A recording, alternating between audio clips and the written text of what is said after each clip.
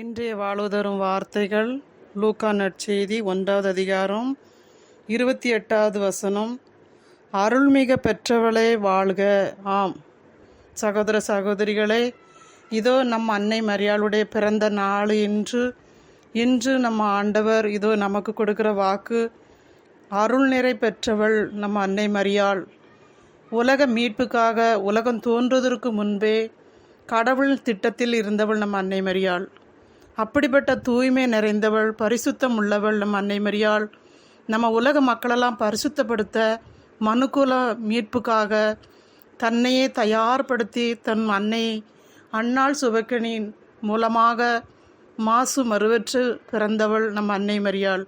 அந்த அன்னை மரியாளுடைய திருநாளை கொண்டாடுகிற இறை சமூகமே, இறை மக்களே, எல்லா மக்களுக்கும் இதோ நிறைவான ஒரு ஆசீர்வாதங்களும் அருள் வளங்களும் பெருக வாழ்த்து.